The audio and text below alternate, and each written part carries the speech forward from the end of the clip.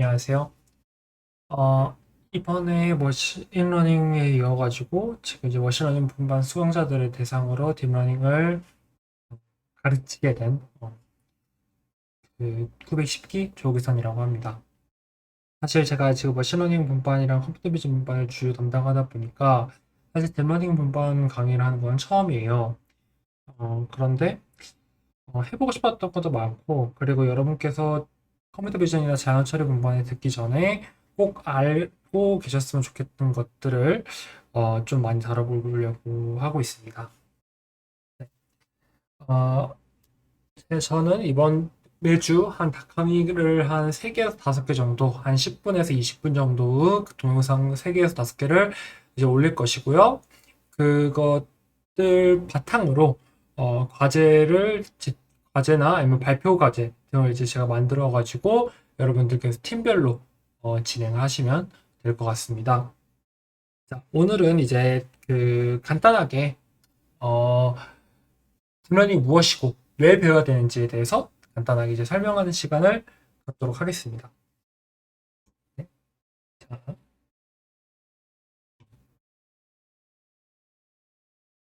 딥러닝이랑 이번에 머신러닝 분반에서 이제 사실 인공지능이라는 말을 많이 안 쓸 거예요. 근데 이번에는 이제 인공지능이랑 딥러닝에 대해서 좀 더 배워보도록 하겠습니다.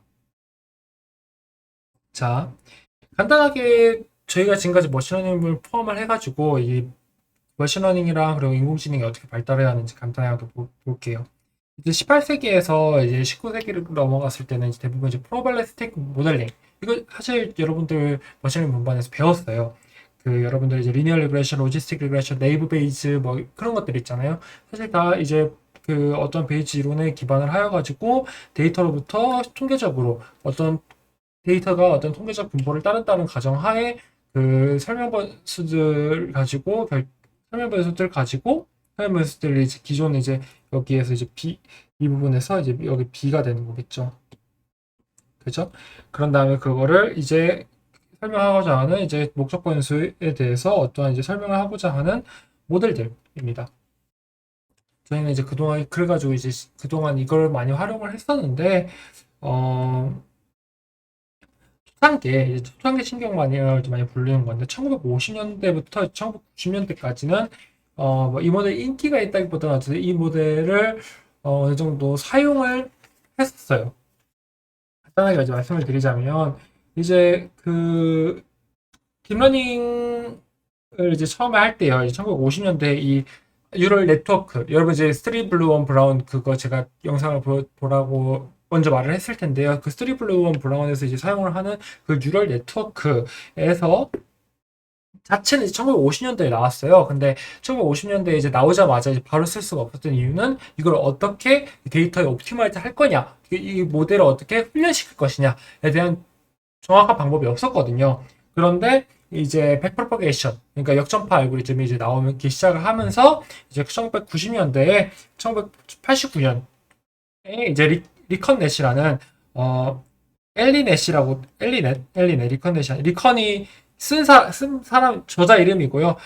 엘리넷을 이제 개발을 하고 그걸 역전파 알고리즘을 통해 가지고 실제로 이 식경망을 이제 우편 번호 코드를 자동으로 읽기 위해서 1990년대 미국 우편 서비스에서 사용이 되었었어요. 근데 문제는 어 이게 그렇게 좋다고 느껴지지가 않았어요. 왜냐하면 바로 이제 1990년대에 커널 메소드가 이제 갑자기 인기가 이제 생기기 시작했거든요. 그래가지고 이제 가장 대표적으로 우리 여러분들이 이제 머신러닝 부분에서 배웠을 SVM, 소프트 벡터 머신, 이 여기에 이제 가장 많이 해당하죠. 이제 소프트 벡터 머신이 뭐예요? 여러분들이 이제 데이터를 이제 구분하려는 이제 구분선을 만들려고 하는 거죠. 그런데 이제 대부분 저희가 생각하는 이제 구분선들은 데이터를 정확하게 설명하지 못해요. 왜냐하면 데이터가 뭐 이렇게 있으면 실제적으로 구분하는 선은 이런 식으로 될 거예요, 아마. 근데 우리들은 이제 결정 경계 이런 이제 딕스션 바운더리를 초평면 하나로 이제 만들기 위해서 이 데이터들을 조금 더 그 뭐랄까 고차원 평면으로 이제 고차원 표현으로 이제 확장을 시키고 거기에 고차원 표현에서 어떤 하이퍼플레인 초평면을 이제 찾으려고 하는 거죠. 그것을 그 데이터를 구분을 하려고 하는 그래가지고 그러한 고차원으로 이제 넘어가려고 하는 이 부분을 저희는 이제 커널 트리 해가지고 그걸 써가지고요. 이제 커널 메소드를 사용한 서포트 벡터 머신이 이제 만들어졌다라고 이제 저희가 이제 배웠었습니다. 그래가지고 이 서포트 벡터 머신은 지금도 꽤 이제 특히 분류 문제, 간단한 분류 문제에서는 엄청난 성능을 자랑하고 있어요. 근데 이제 서포트 벡터 머신의 가장 큰 한계점은 대용량의 데이터셋에서는 진짜 잘 안 되고요. 시간이 엄청 오래 걸려요, 무엇보다. 그런 다음에 이게 이따가 얘기할 건데 이제 이게 샬로우 모델이에요. 그러다 보니까 실제로 뭐 이미지 분류나 뭐 그런 이제 자각 관련 어떤 이제 그런 분류 문제들에 대해서는요, 이 소프트 벡터 머신을 쓰기 위해서는 이제 사용자가 직접 그 중요한 피처들을 뽑아내야 되는 과정을 거쳐야 됩니다. 이걸 우리는 흔히 이제 피처 프로세싱이나 아니면 피처 엔지니어링이라고 얘기를 하죠. 그런 것들 때문에 크게 이제 그게 정형 데이터 외에는 한계가 이제 많이 발생을 해요. 그래가지고 컬러 메소드는 그렇게 인기를 많이 못 끌었어요. 처음에 인기 끌었는데 이제 요즘은 인기를 많이 못 끌고 있어요. 그래가지고 이제 나오는 게 이제 결정 트리라고 해가지고 디시전 트리 랜덤 포레스트 GBM이 2020년 이후부터는 엄청난 인기를 많이 끌어요. 랜덤 포레스트 자체는 이제 2000년대 초반에 아마 나왔을 거예요, 논문 자체는. 그런데 이게 이제 요즘 2010년 이후로부터 캐글 홈페이지가 많이 인기가 되면서요. 그때부터 이제 그 앙상블 모델이 엄청난 인기를 많이 끌었죠. 그래가지고 지금부터는 뭐든 예전에 프로블레스 모델에서 주장을 많이 했었던 설명 가능한 모델보다는 실제로는 좀 더 정확한 모델이 더 인기를 많이 끌게 돼요. 그래가지고 랜덤 포레스트 클래시파이어랑 그리고 그라디언트 부스팅 머신 이런 것들은 이제 머신러닝 분반에서 많이 배웠기 때문에 어떤 구체적인 설명은 뛰어넘겠지만 어쨌든 2014년, 2015년, 2016년 지금까지도 그라디언트 부스팅 머신이랑 그리고 요즘 계속 나오는 그 오토 ML 뭐 그런 그 그리고 뭐 XG 부스트인가 그런 이제 패키지들이 파이썬 패키지들이 많이 나오고 그 걸로 이제 정형 데이터 쪽 측면에서는 이러한 알고리즘들이 딥러닝보다도 계속 인기를 많이 끌고 성능도 매우 좋습니다.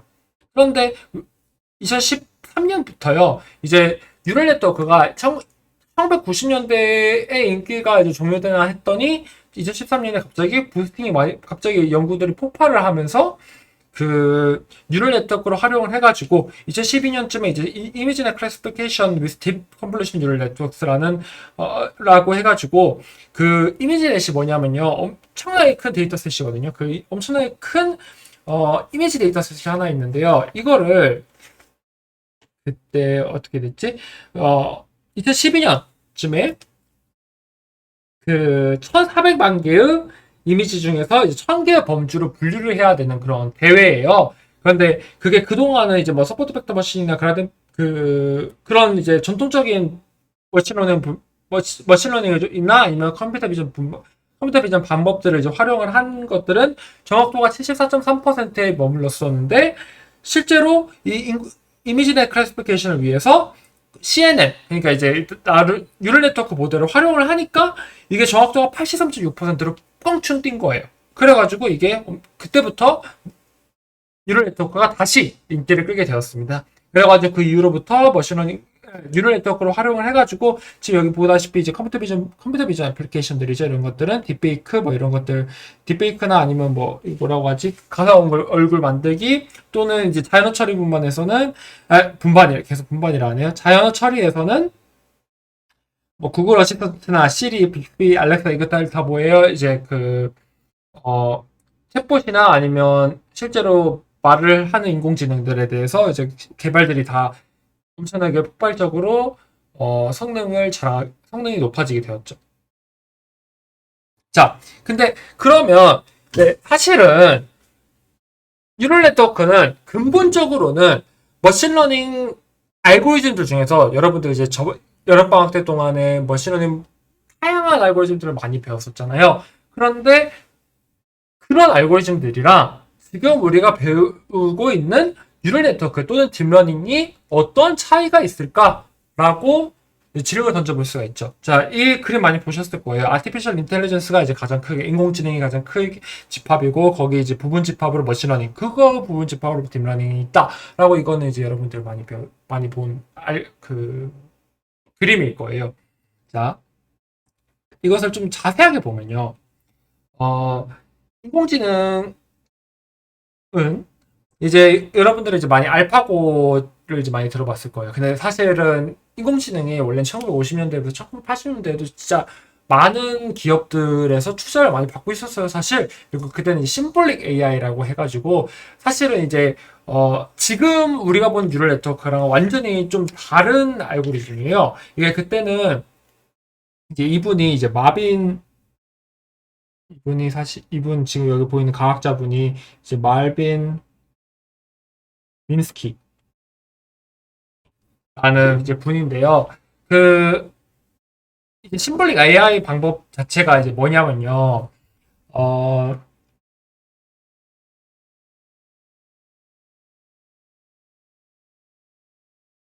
그 뭐라고 해야지? 알고리즘 가지고. 그러니까 실제로 어떤 기계한테 어, 이렇게 해야 된다고 엄청 자세한 어떤 룰을 주고 그거에 대해서 이제 실제로 알고리즘들로 이제 그걸 만든다. 어떠한 알고리즘을 계속 만들다 보면 그게 인간 지능이랑 많이 비슷해질 거다라고 해가지고 인공지능에서 심볼릭 AI가 이렇게 그때 1950년대부터 1980년대까지 인기가 있었어요. 근데 사실 우리가 생각하는 대로 인간의 두뇌를 어떠한 몇 가지 룰 가지고는 사실상 표현하기가 불가능하죠. 그래가지고 그때 이제 크게 실패를 했었어요. 이제 이 마빈 미스키라는 분 자체가 이제 실제로 얘기한 것 중에서 이제 그때 이제 1967년에 어, 이번 세대 안에 인공지능을 개발을 하는 것은 어느 정도 해결될 것이다. 라고 얘기를 했었는데, 실제로 그렇지 않았죠. 그래가지고 1980년대 AI 인터라는 게 이제 오고, 그 이후에 이제 2000년 넘고 나서야 이제 알파고 개발로 다시 인공지능이 또 우아하고 이제 많이 부활하게 된 그런 사례입니다. 더 자세하게 볼게요. 머신러닝이랑 딥러닝의 큰 차이는 뭐냐면요. 어, 머신러닝 지금 보면요. 머신러닝을 하면 여기가 머신러닝. 인풋이 들어오면요. 잘 보일지 모르겠네요. 이 피처 익스트랙션이 있을 거예요. 그러니까 피처 엔지니어링 해가지고 실제로 우리 인풋에서 어떠한 중요한 그 네트워크에 들어가기 위해 어떤 알고리즘에 들어가기 위해서 사용자가 직접 그 중요한 내용들을 뽑아줘야 돼요. 그 뽑아주고 나서 그것을 어떤 클래시파이어나 아니면 리그레서에다가 집어넣어가지고 아웃풋을 기대를 할 수가 있는 거죠. 딥러닝은 어느 측면에서 다르냐면요. 그런 피처 익스트랙션 단계조차도 자동화해주는 게 이제 그 딥러닝이에요. 그래가지고 네트워크 자체가 엄청나게 깊다 보니까요. 그 깊, 그 깊은 것으로부터 이제 깊은 그 네트워크 안에서 피처 익스트랙션까지 같이 그러니까 어떠한 우리가 인풋을 집어넣어주면 그 인풋에서 자동으로 중요한 피처들을 뽑아낼 수 있는 기능이 있다라고 예상을 하는 거죠. 좀 더 자세하게 말씀을 드릴게요. 그러니까 일반하게 예전 이 머신러닝 같은 게 약간 이제 SBM 같은 경우에서는요. 어, SBM이나 이제 디시전 트리 같은 경우에는 이제 그 간단한 변화를 통해 가지고 사실 이 모델 안에서 이제 간단한 변화 한두 개만 일어나니까 우리 이걸 흔히 이제 샬로우 러닝이라고 얘기를 많이 하거든요. 그래가지고 이런 복잡한 문제에서는 일반적으로 좋은 표현을 얻지 못해요. 그러다 보니까 이제 사람들이 이제 실제 사용자들이 실제로 그 어떤 인풋에서 중요한 이제 피처들을 뽑아내주는 피처 엔지니어링 단계가 많이 중요한 거죠. 근데 이런 이제 수동적인 작업이랑 달리 머신러닝이랑 달리 딥러닝에서는 어, 이 단계를 완전히 자동화 해가지고요. 특성을 직접 찾는 것이 아니라요. 이제 한 번에 모든 특성을 뽑고 그거에 대해서 러닝까지 하고 그 다음에 아웃풋까지 뽑는 것을 한 번에 그래가지고 우리는 흔히 이걸 엔투엔드 학습이다 라고 얘기를 합니다. 이런 거 있어요.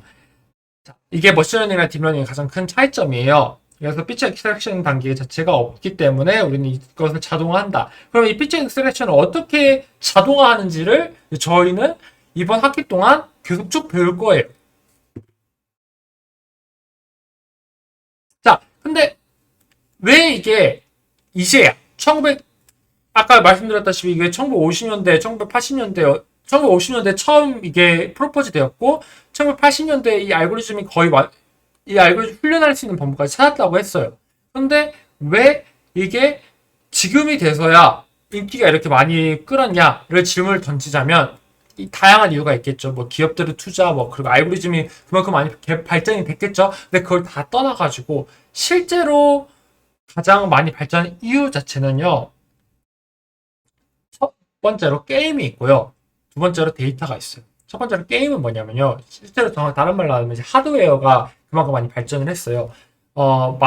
많은 게이머들이 이거는 이제 제가 사실은 아마 나중에 이 GPU랑 CPU랑 뭐 그런 컴퓨터 측면은 제가 나중에 한번 또 다룰 거예요. 근데 어 머신러닝 머신러닝 그 발전과는 다르게 사실 이제 게이머들이 게임 하드웨어 자체를 많이 이제 에 대한 이제 수요가 많이 늘다 보니까요. 그 GPU가 엄청나게 많이 발전했어요. 근데 이 GPU는 사실은 원래 그래픽 처리 장치거든요. 말 그대로.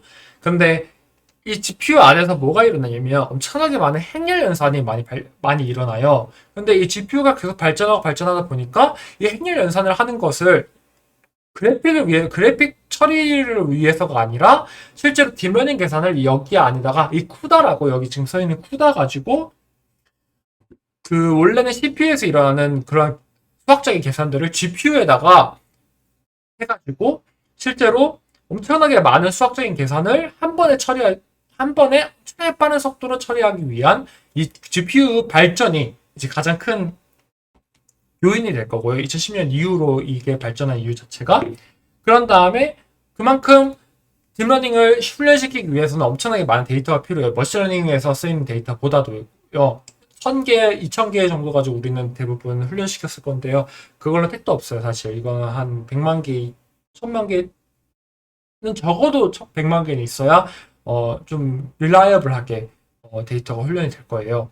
그래가지고 그만큼 데이터가 많이 생겼죠. 위키피디아, 유튜브뿐만 아니라 뭐 빅데이터 뭐 그런 것들이 이제 많이 그런 아이디어, 그런 개념들이 많이 생기다 보니까 그거를 우리가 이제 뉴럴 네트워크를 훈련시킬 만한 데이터베이스가 생긴 거죠. 그래가지고 지금 이제 이만큼 딥러닝이 많이 포커스가 되어 있고 실제로 이제 피처 엔지니어링을 측면에서 피처 엔지니어링이 이제 자동화됐다고 했잖아요. 그래가지고 지금 제가 이 위키피디아랑 유튜브를 가장 크게 이제 낸 이유는 위키피디아 자체가 이제 가장 큰 이제 가장 우리가 흔히 볼 수 있는 자연어 데이터셋이고 유튜브가 어떻게 보면 가장 큰 컴퓨터 비전 데이터셋이겠죠. 그래가지고 원래는 사실 다른 뭐 태양열 데이터나 아니면 우리가 흔히 보는 뭐 금융 데이터처럼 정형 데이터에서는 피처 엔지니어링이 사용자가 직접 하기 매우 쉬워요. 특히 뭐 어떤 특히 거기에 대한 전문가가 있으면 딥러닝에서 자동으로 하는 것보다 더 좋은 피처를 더 많이 뽑아낼 수 있겠죠. 근데 어, 자연어나 아니면 컴퓨터 비전에서는요. 어, 전문가가 뽑아낼 수 있는 그런 피처들이 아니에요. 그냥 이런 사람들도 강아지를 어떻게 구분하나요? 라고 봤을 때 뭐 꼬리나 아니면 어떤 머리, 귀 생김새 뭐 그런 것들을 구분하겠죠. 라고 얘기는 할 수 있어요. 근데 그것들을 어떻게 기계가 알아듣게 뽑아낼 거냐? 라고 질문을 던졌을 때 그런 것들은 실질적으로 인간이 뽑아낼 수 있는 부분이 아니거든요. 거기서부터는요. 그래가지고 이것을 자동화하는 알고리즘들이 많이 필요했고 그만큼 딥러닝이 SVM이나 아니면 그라디언트 부스팅보다는 좀 더 엄청나게 단순한 알고리즘임에도 불구하고 단순한 네트워크임에도 불구하고 어, 컴퓨터 비전이나 자연어 처리에서는 엄청난 인기를 많이 끌고 있는 거죠. 자, 좀 길었는데요, 설명이. 자, 우리가 이제 이번 학기 동안 해야 될 거에 대해서 간단하게 설명을 드릴게요. 딥러닝을 할 때에는 이제 다양한 프레임워크들이 있어요. 예를 들어서 여러분들이 머신러닝 배웠을 때는 아마 AutoML이나 아니면 XGBoost나 아니면 사이클런 이런 걸 많이 사용을 했겠죠. SK런. 근데 이제 딥러닝에서는요, 이제 흔히 이제 많이 사용하는 게 텐서플로우, 파이터치, 그리고 요즘 좀 많이 나온 게 이제 잭스를 이제 사용이 되겠는데, 예전에 뭐 카페도 있고 뭐가 있었지, 뭐 케라스는 근데 약간 텐서플로우랑 좀 합쳐졌고요. 그런 것들이 있는데 우리는 여기 파이터치를 사용하도록 하겠습니다. 파이토치 관련해가지고요, 딥러닝 관련해가지고요, 다양한 책들이 많아요, 시중에서. 저도 그 중에서 이제 꽤 많이 봤고, 저도 공부할 때. 그리고 여러분들께 이제 원래라면 딱 책 하나를 정해가지고, 저희는 이걸로 공부하겠습니다. 라고 얘기를 하겠지만, 솔직히 말해가지고, 지금 제가 본 책, 몇 권 안 되겠죠, 당연히. 근데 제가 본 책 중에서 실제로 마음에 드는 책이 그렇게 없어요. 특히, 어, 제 모든 제가 이제 어떤 책을 고를 때에는 기준이 있는데 그 기준을 다 만족하는 책이 사실상 없어요. 그렇다 보니까 제가 이 유튜브를 만들면서 어떠한 이 유튜브 자체가 어떤 나중에 사람들이 후배들이 공부를 할 때 어떠한 자료가 되지 않을까라고 생각하고 이 유튜브를 이제 유튜브로 계속 영상을 올릴 거고요. 실제로 저희가 만나는 날에는 발표 위주로 이루어지게 될 거예요. 딥러닝 이안 쿠펠러 교수님께서 쓰신 딥러닝 책은요. 딥러닝 중에서 이제 엄청난 이제 베이스 교과서가 됐다고 얘기를 할 수가 있어요. 난이도 자체도 엄청나게 어려워요. 엄청나게 모든 것들이 거의 다 수학 공식으로 써져 있고요. 재미없고요, 솔직히 말해가지고. 그리고 조금 2014년 책인가? 2015년 책인가? 그래가지고 이안 코플러가 아마 제너레이티브 애드버스 네트워크 쓸 때쯤에 이제 나온 책이어가지고요. 사실 7년 됐기는 했지만 7년이면 딥러닝에서는요, 여러분 이게 논문이 사실 제가 보는 거 컴퓨터 비전 논문들밖에 안 보는데도 하루에 30개 넘게 어쩔 때 100개까지 이제 논문이 나와요, 하루에. 그러다 보니까 7년이면 벌써 논문 자체가 몇만 개 나왔을 거예요, 아마 그 이후로. 그렇다 보니까 엄청나게 오래된 책이에요. 어떻게 보면 7년밖에 안 됐음에도 불구하고.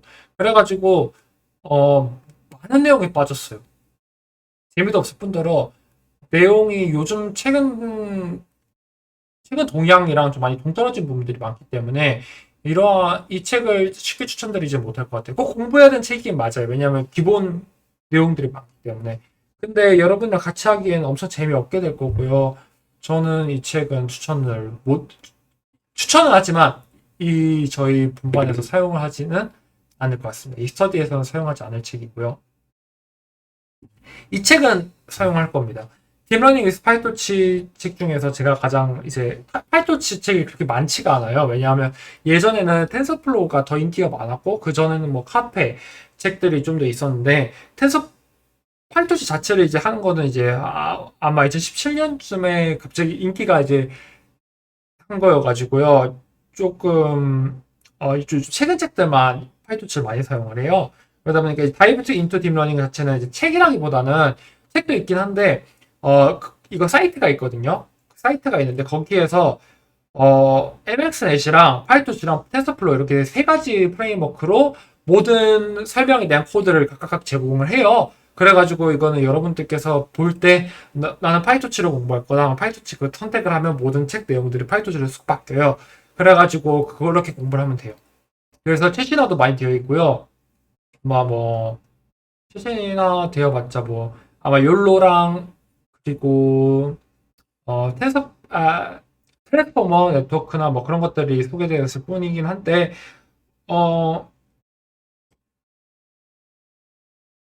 코드를 풀어나가는 것들에 대해서 이제 코드를 제가 이제 직접 만약에 지금 당장 여러분들 소개할 코드가 필요하다라고 생각하라고 하면 아마 이 책으로 아마 제가 코드를 뽑아가지고 여러분들한테 소개를 하게 될 거예요. 근데 음, 책 설명은 좀 부족해요. 설명이 엄청나게 재미없게 돼 있고 또 초심자가 이해하기는 어려운 설명이에요. 그래서 설명을 좀 다른 책들에서 좀 많이 갖고 올 거고 코드만 이 책 보면 좋을 것 같습니다. 계속 설명할게요. 이거는 이제 밑바닥부터 심리학하는 딥러닝 책인데요. 이것도 아까 이거 위에 이 책이랑 좀 많이 비슷하거든요. 좀 이것도 코드가 있어요. 파이썬으로 하긴 하는데 뭐 아까 말했던 프레임워크를 사용하지 않고 파이썬 네이티브한 함수들을 활용을 해가지고 딥러닝을 설명하는 것이기 때문에 사실은 이론책이에요. 실전책이 아니라요. 그리고 엄청나게 기본적인 뭐 RNN, CNN 같은 엄청나게 기본적인 알고리즘들만 설명하기 때문에 출신화도 엄청나게 안 되어 있고요. 그런데 설명은 진짜 자세해요. 그리고 뭐 이해하기 쉬워요. 위에 얘보다는 이해하기는 더 쉬워요. 왜냐하면 줄글로 풀어 있거든요. 수학적으로 설명되어 있는 거라기보다는. 그리고 이거는 이제 박유성 교수님께서, 통계학과 박유성 교수님께서 쓰신 텐서플로우 케라스를 이용한 딥러닝, 최신화는 좀 많이 되어 있고요. 교수님께서 최신에 쓴 책인 것만큼. 근데 아무래도 설명은 거기서 많이 갖고 올 건데요. 텐서플로우 케라스를 많이 사용한 거고, 파이토치는 사용하지 않으셔가지고요. 아마 이거는 이제 설명만 이제 주로 가져오게 될 거고요. 그리고 케라스 창시자에게 배운 딥러닝, 이거는 진짜 쉬운 책이거든요. 설명이 엄청 쉽게 되어 있어요. 그런데 이것도 아까 봤듯이 이거 코드 자체가 이제 클래스로 되어 있어가지고 아쉽게도 설명만 이 책에서 많이 갖고 오게 된 거예요. 이건 중복이 됐네요. 넘어갈게요. 자, 딥러닝 위스 파이토치 중에서 이제 제가 서플리멘터리를 많이 추천하는 책은요. 매스매티시블 머신러닝이에요. 그래서 머신러닝이나 딥러닝에서는요, 이제 특히 딥러닝은 여러분 편미분이랑 그리고 미분 특히 편미분에 대한 이해가 진짜 제대로 되어 있어야 돼요. 그래야 여러분들이 역전파 알고리즘을 제대로 이해를 할 수가 있거든요. 그래가지고 이거를 만약에 역전파 알고리즘을 잘 모른다. 그리고 내가 뭐 다른 뭐 그 라그랑지안이나 뭐 그리고 머신러닝에서 배웠던 수학 알고리즘들 있잖아요. 그런 것들이 나 이해를 잘 못한다. 나 수학이 엄청 약하다. 그런데 내가 그걸 엄청 깊이까지 공부하고 싶지는 않다. 라고 얘기를 한다면 저는 이 책을 좀 많이 추천하는 게 엄청나게 자세한 책은 아니거든요. 근데 실제로 머신러닝이나 딥러닝을 공부하는 사람들한테 딱 충분할 정도로 수학 알고리즘들을 소개를 합니다. 그래가지고 저는 이거를 조금 많이 강추해요. 수학을 특히 싫어하는데 머신러닝 공부를 해야 하는 사람들한테요. 네. 간단하게 이제 오늘 설명을 이 정도로 마칠 거고요. 어, 네. 혹시 질문이 있으시면 언제든지 얘기를 하고요. 딥러닝을 실제로 수학적으로 설명하는 부분은 제가 따로 안 할 거예요. 그거는 그 김승현 교수님께서 컴퓨터과 수업을 녹화본이 있거든요. 그거 봐도 전 충분할 거라고 생각하기 때문에 여러분들한테 그거를 레퍼로 공유를 할 거고요. 다음 제가 찍을 동영상은 아마 파이토치 기초 파이토치에 대한 이제 내용이 될 겁니다. 네. 어, 조금 20분 안에 끝내려 해서 좀 길어졌네요. 네, 오늘 이걸 마치겠습니다. 다음 동영상에서 봬요.